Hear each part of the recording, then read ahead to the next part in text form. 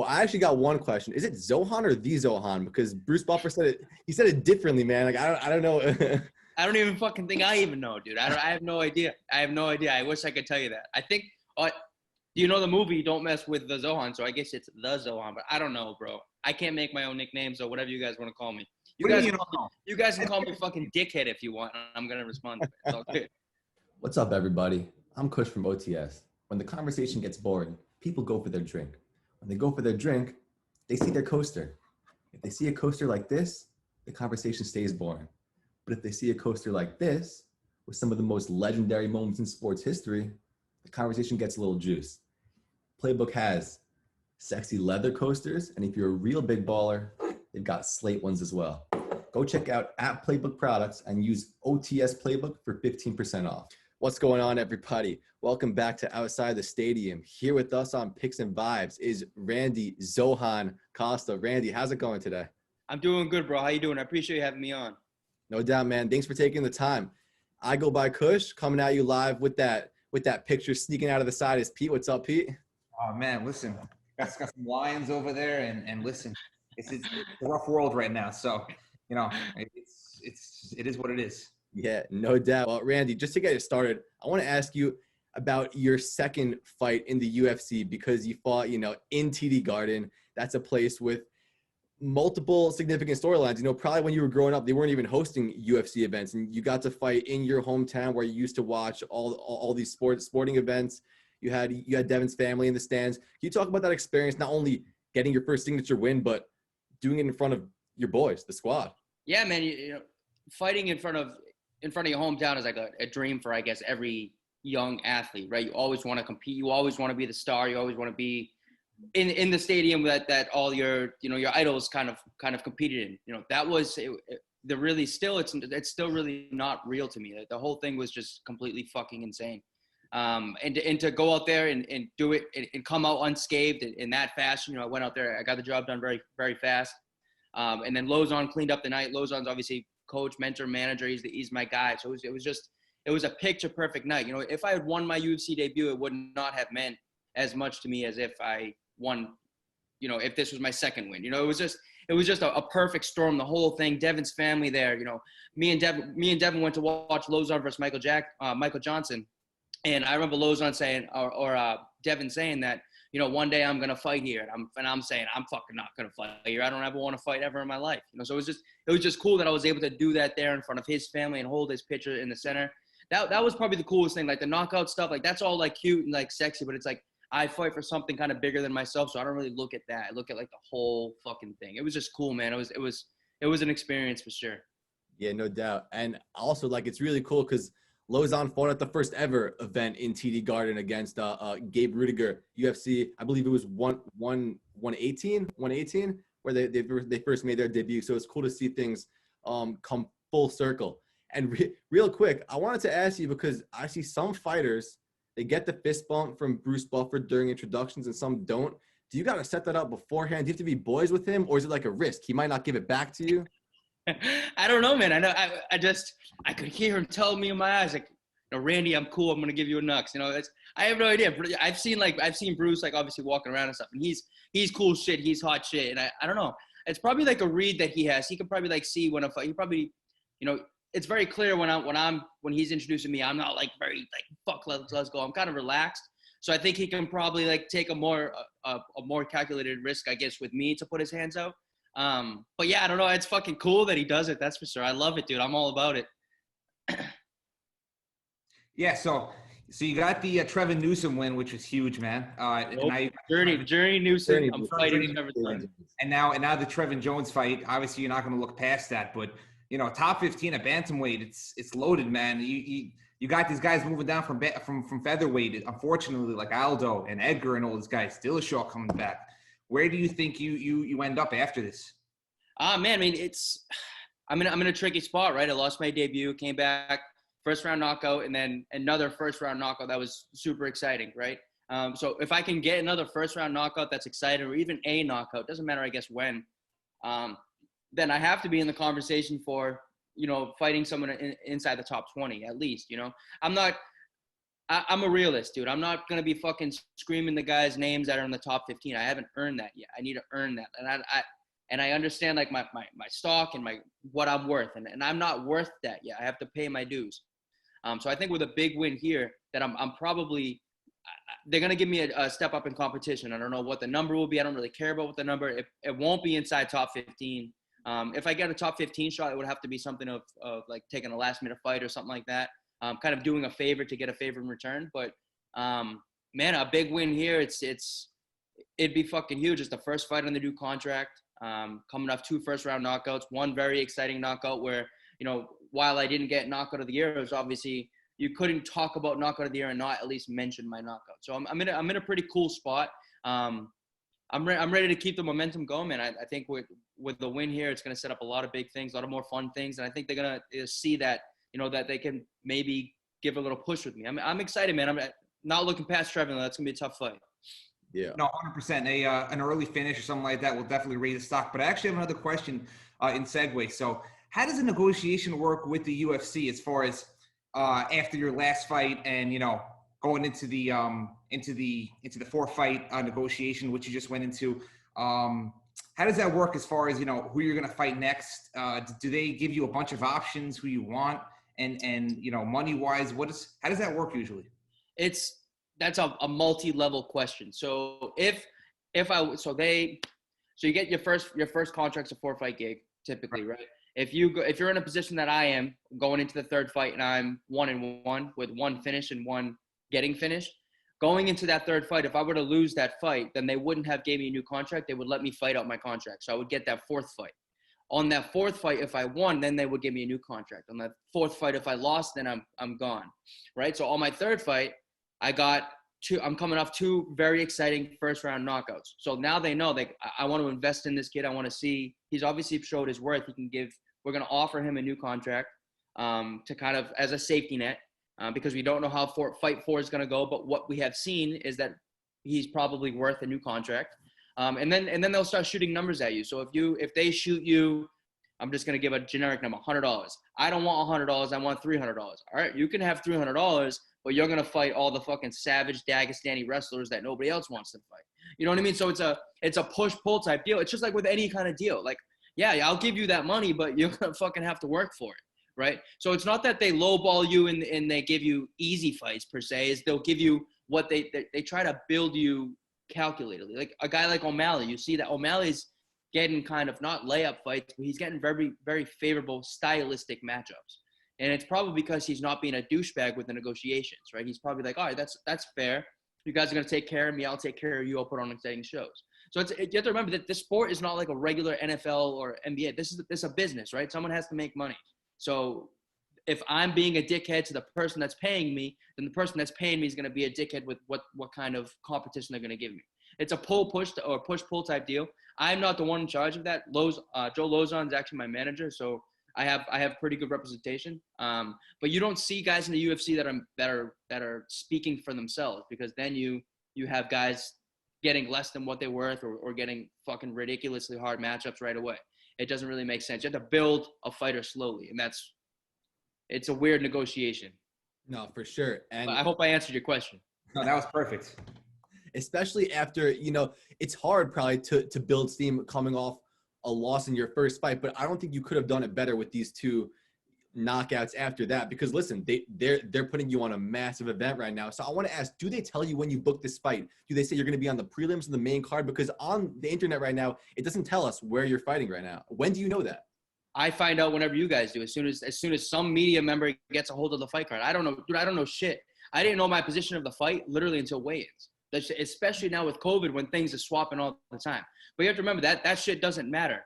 It used to matter before the whole Reebok deal, when I was allowed to have my sponsors, because if I'm getting main card fights, I'm on main television, right? So sponsors are going to pay me more money. But right now I'm getting paid the same whether I'm the 3rd from the top or I'm first fight of the night. It really does not make a difference. So that stuff, like, I don't really give a fuck about it. But yeah, to answer your question, they don't really tell us anything. Unless you're a main event, of course, or a co-main. So I'm going to ask you a very tough question now, because we see like Michael Chandler's going to fight Dan Hooker, right? He was the stand-in for the title fight. That's definitely, those 2 fighters, like on its own in a vacuum, he did not earn that fight. Can you hypothetically go to the UFC and say, you know, on your card, Casey Kenny's going to fight Dominic Cruz. Hey, if somebody can't make it, put me in there. Put me in there. Or does it work like that? Or do they have to come to you and offer you that opportunity? So with that would be a lot of variables being moved around, because you would have to assume one of those guys did. So Chandler went to Fight Island solely to fill in, right? I'm not a fill-in. I have my own fight. If we both lost opponents, say Casey Kenny fell and Trevin Jones fell out, then yeah, they would offer me Dom Cruz.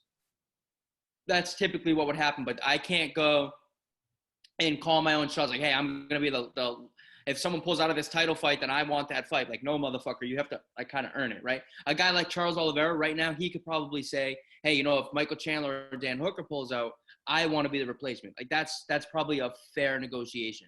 Or if Charles Oliveira went on 259 and was like, I want the replacement of Islam or Drew Dober, you could probably do that. But you don't really have those kind of options unless we're talking about high profile fights. And I'm not anywhere near a high profile fight. So that shit does not even matter to me yet. No, that's that's, you know, you definitely answered a lot of those questions, you know, layered together. Another thing I wanted to ask about was, you know, the move from Lausanne MMA to Sanford MMA and ATT. I know you go between both gyms right now. What was the motivation for that? And, you know, how have you liked it so far in Florida? Yeah, man. So I eventually planned to move down to South Florida, but it wasn't I'm here right now because of the circumstances. My fight got canceled back in March. So I was supposed to fight March 28th at the Columbus card. That fight got canceled on like March 10th or something like that. And Massachusetts is it's the People's Republic. It's ridiculous with all the lockdowns, right? So they were shutting shit down right away. My family had a vacation house in Kissimmee in Orlando. So as soon as that locked down, as soon as my fight got canceled, me and my girlfriend went to the airport. I got a last minute flight down to Orlando. So we've been in Florida because we didn't want to be locked down in the cold. We at least wanted to have the beach or something to fucking do. So yeah, this whole thing was an accident. We were staying in my parents' vacation house, and then we were like, fuck it, let's see what we can do. You know, the UFC's talking about running fights, so let me hit up, you know, I'm gonna hit up down south. And then we found an apartment we liked. We moved in, and like, you know, this is in like a 3-week span. We didn't plan it. All this was just, we slipped, fell, and landed in South Florida. And dude, let me tell you, it doesn't suck being so close to the beach.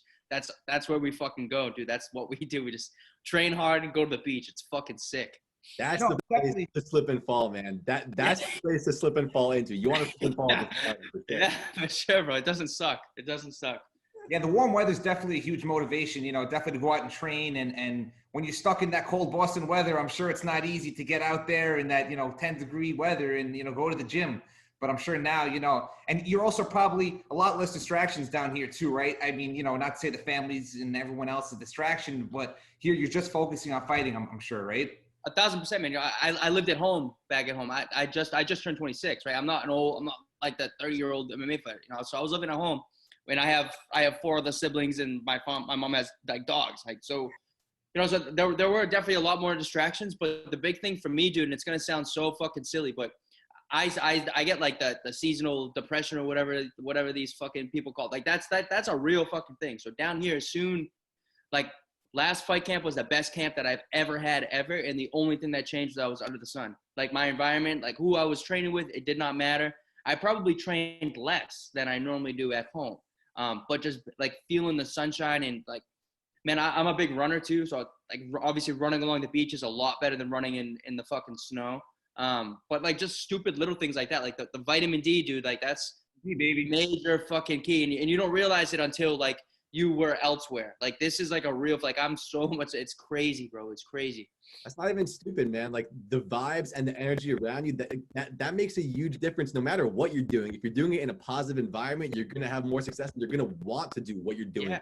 Dude, I live like right on the beach. Like I'm a mile from the beach. So, you know, there's no fat fucks walking around. At home, bro, everyone's a fucking fat slob. And like, obviously you see a bunch of fat slobs, like, dude, I don't really care if I'm shredded or not, right? But if I see everyone's in shape, dude, all like, even like the ugly people are in shape too. Like, fuck, I can't be the only fat person around. Like, you know, it's just like seeing that. It's like, it's just motivating. You know, it's cool. It's just with like-minded people. Yeah, but it's funny. You're speaking about fat. You know, before before your last fight, I was betting on you, and I was talking to some people, and they're like, dude, I, I think this dude got fat. I don't think he's in shape, man. Dude, I don't think he's ready to fight. What happened? Dude, if you look at the odds as soon as I made weight, they swapped. Dude, it's fucking hilarious. And dude, I get fat in the offseason during quarantine, bro. I went from a 7-week fight camp, so 7-week diet, into a complete lockdown because that was when COVID was new. Bro, I got up to 183 pounds. I fight at 135. But that's fucking fat, right? That's fucking fat. Crazy, bro. Crazy. Normally I get up to like 165 and I'm kind of fluffy, right? And I wear it. But yeah, bro, it's like I was fat and everyone was saying, oh, Randy's not even gonna make weight. Like, fuck you guys. I didn't even fucking cut to make weight. Like, I didn't even sweat. I just dieted all the way too. So it's funny that I saw too, because it's funny that you mentioned that. A lot of people I saw on Twitter, because I go through and like see what the people say because it's fucking funny. And people are like, oh, that fucking fat kid, he's not gonna make weight. You know, I want Randy to win, but he's too fat. The scales to fight this. I'm like, yo, fuck, like literally, fuck you guys. You guys are all stupid. It was fun.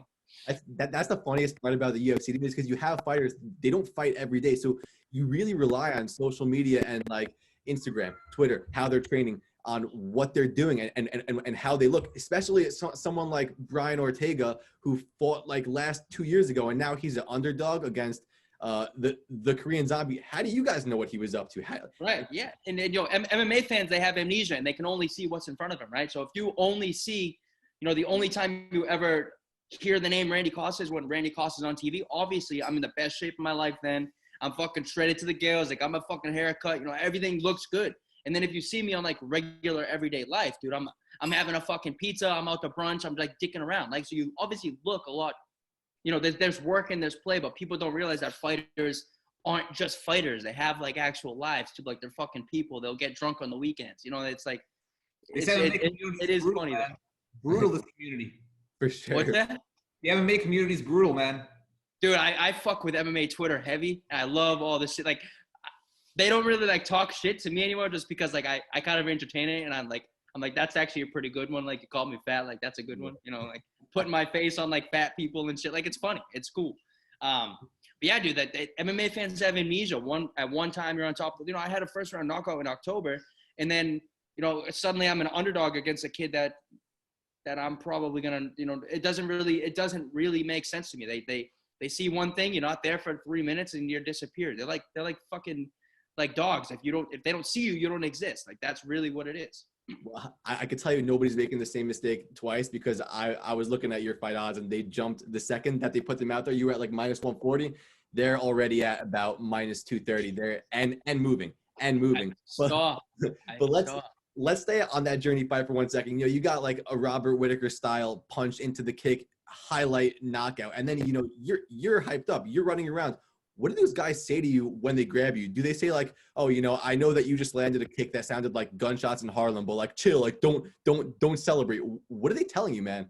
Well, so dude, it's such a weird thing. And this is gonna sound super fucking cocky and whatever, but that wasn't the first time that I had knocked someone out, right? So I had known what it would feel like. I have another head kick knockout on my resume.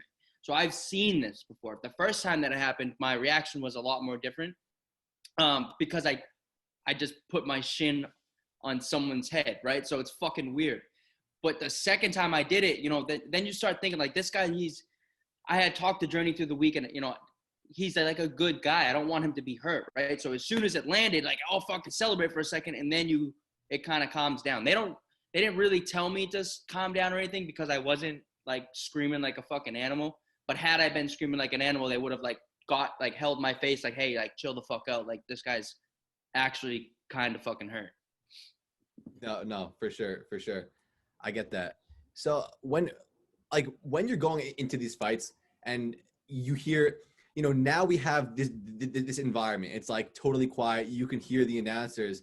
Like, when you hear someone like DC say that, oh, you know, Randy Costa is a guy who likes to throw the same combination over and over again and the same punches over and over again. Do you think like, oh, let me switch it up? Or you're like, all right, DC, like, let me throw the same combination and knock out this guy with this same combination? It's fucking landing. Like, you know what I mean? Like, I'm hitting you I'm getting a reaction every time I throw it. So why am I gonna fucking stop? You know, I'll throw 1,700 right hands. One of them is gonna have to put you out. You know, so I pride myself on kind of putting on a show that is very fan friendly. Like you kind of know what you're gonna get with me. It's gonna be just wildfire, and limbs are gonna be getting thrown, right? So I kind of pride. So I'll keep throwing the combinations if that's what's gonna fucking land. I just want them to go to sleep, dude. How quick after the knockout do you start thinking, yo, 50 G's? How quick? Dude, after I knocked in Boston, and when in Boston, I sat on and I went like this. Yeah. I'm gonna get it, and I got fucking hosed. And then when I knocked Journey out, I said yes, fuck yes, 50 fucking grand. So if you watch it and you can hear what I'm saying, it's like yes, fuck yes, 50 fucking grand. And I knew fuck it, I'm going to fucking Disney. Fuck it, we're going to Disney. Hey yo. Yeah. No, so I have a question here. So now, you fight Trevin Jones on March 6th, right? Yeah, March 6th. So that's from the time that they booked it on November 28th. That's almost over 3 months, right? That's over a 3-month training camp here. Is that kind of a lot? Would you rather have a long training camp or maybe an 8-week training camp? I haven't even started camp. But you got to think about it though between now and then, though, right? You're definitely thinking about the fight 24/7. Yes, but it was like 16 weeks or something insane like that. And the longest camp I had ever done was 9 weeks. And that was for the Journey fight, but it wasn't really 9. It was about a 7-week camp and 9 weeks kind of getting into it. So I had these last 2 weeks to kind of get into it, but still eat, but train hard. But like the big thing is just not blowing your load too early, like not being too fixated on this one thing. I knew that, it was nice this time, right? Because we have the New Year and we have the Christmas block. So like nothing really in March mattered on Christmas Day, right? Because it's December. I don't really need to worry about March yet. So I was eating. I had I had a couple drinks around Christmas and all that stuff. But if I were if it were a title fight, then I would have like a full disciplined 1,000% 12-week camp, because obviously stakes are different. We're talking about 5 rounds to the 3 rounds. But with just a 3-round fight, I just need I need 8 weeks, 6 weeks of dieting, eating clean, 8 weeks of working hard, and I'm golden. That's typical. That's bread and butter. Anything over that, I start to lose my mind, because you get this tunnel vision when you're in fight camp, and the only thing that you're fucking thinking about is this one dude. Every single time you eat, every single time you drink, you just think about this one guy. So it's very important to to learn how to, when it's time to turn it on, you fucking turn it on, and when it's time to chill, you chill. Yeah, and I'll tell you, I'm 8 weeks for 41 seconds. It's a pretty efficient fight. And I'll tell you, I was pissed because you almost had the elusive 420 knockout, and they just stopped it a second too late. I'm like, that would have been cool. You got to give him the 420 knockout. And that would have been a 420 knockout over someone who just popped positive for marijuana and had their fight overturned. Oh yeah, and that's some BS, because he took that fight on 2 days' notice. What do you expect? He's doing you a favor, and you're gonna pop him for that? Yeah, same thing happened with Trevin. Trevin, the same thing. He stepped in on 18 hours notice and had. Yeah, facts. Well, Journey too. Journey had a overhand right knockout in February. It was like one of the last live shows. It was the Jones night. Jones versus fucking Reyes? Dom Reyes, maybe. Yeah. Yeah, and he had like a big right hand knockout, and it got flipped over because of the Texas Commission. Which I feel, dude, it's all fucking. As far as I'm concerned, dude, if you're fucking every single fighter on the roster smoking weed. It's just, if you get caught, you're kind of a fucking idiot. But if you're stepping in last minute notice, like a guy like Trevin, come on, dude, give him a break. Fact. So before we get to these upcoming fights, we got to ask you about the nickname. Is it because is Zohan because you look like the Zohan, or is it the energy, or is it both? Because I think it might be both, if you're asking me. It's add a third component. It's right. You got this ridiculous movie character. You got this fucking ridiculous person, right? You have this guy who really cares about his hair. I really care about my hair. I'm always fuck with my hair. And then you have a guy who throws kicks from weird angles, right? You have the foot uppercut. That was not taken. Right? It's pretty good, right? Yeah. So that's it was funny. So my first pro fight, they said they were gonna call me that, and I was like, dude, don't call me. That's fucking stupid. And then the announcer went in the ring and called me that. I was like, fuck, you guys are stupid, man. I like it though. It's good. It has a cool little ring to it. Yeah, listen, as long as you're not as long as your nickname is not like blonde fighter, I think you're safe. I think I'm all right, dude. I think I'm all right. It is cool because it's fun because Zohan is like a Middle Eastern person and I'm clearly not that. So it's funny, like my nickname doesn't really make sense in like directly. You'd have to understand the background of it. Yeah, I love that. All right, so let's quickly talk. I have one more question about that actually. So, do people think that you're from Brazil at all because your last name is Costa? They used to, and then I kind of like made it a point that I'm a Portuguese scumbag. Like that's it. But everyone asks me if I'm brothers with Paul Costa. I'm like, yo, dude, look at him and look at me, bro. I'm like a fucking skinny white kid. He's jacked. Give me a break. No, for sure. And now we got another fight that's highly anticipated, not so much because of these two fighters specifically, but because everyone's been waiting for this jump from Israel Adesanya, a guy who weighs in with a box of Dunkin' Donuts and a chain at 185 and still makes weight. And he said, I'm going to go up to 205. I'm not putting on any pounds. I'm just going to fight at 185, at 205 against the champ. How do you see this fight going? Man, I think my answer is going to be different than a lot. While Jan may not be the most technical guy, he's not really good at anything, but he's super fucking tough and he always finds a way to win. That's a very dangerous thing. I think that Izzy would have an easier time with like a guy who was more technical because you can kind of play with him, but it's tough to play with a guy that really does not give a fuck when he fights. He just fights. That's all. He finds a way to win. You know, we're talking about Jan who entered the UFC career at like 1-4 and then turned into a champ, or 1-3 or something insane like that. This guy knows how to fight. He's not really good at anything. I'm not going to say, wow, Jan's like a fantastic wrestler or Jan has a fucking awesome right kick. He's just fucking finds a way to win. And we know Izzy is super tricky, but how are you going to trick a guy that just doesn't give a fuck? Like he doesn't, you know what I mean? He really doesn't give a fuck. I think Izzy's probably going to win, but I think it's going to be a much tougher fight than he and a lot of the MMA fans think it's going to be. No. Do you think that the size difference is going to be anything big? Because he's jumping up now 20 pounds. We're going to see him at light heavyweight. Is it going to be? You don't think so? No, I don't think it's going to be, because Izzy's not like a small guy. He's just skinny. He's not like a 5'8" or 5'10" guy. He's like I thought my debut was on his card, and dude, he looks like an NBA player. He's just so tall, lean. He's like all limbs. He has like a really unique build. He really looks like a basketball player. But I don't think the size difference is going to really matter, especially if Izzy were a wrestler, yes. But Izzy is a distance guy, a distance control guy, and a guy who just kind of dances around and picks his shots. I don't think the size is going to be huge. And Izzy's really good in the clinch. The only way it's going to be tricky is if it gets to the ground. Then a lot of questions are going to be answered. But bread and butter, I don't think it really fucking matters at all. But we'll see. No, I hear you. Last fight before we let you go. This fight has not been booked yet. I mean, it's been booked, but it's been pulled. It's your division.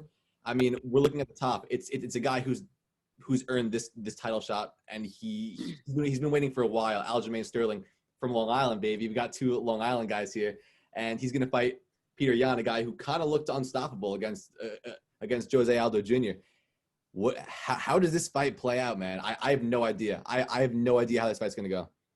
Aljo buy whatever he wants. Wow. Straight up. Aljo buy whatever he wants. Man, Piotr Yan has really good, like, tough boxing going forward.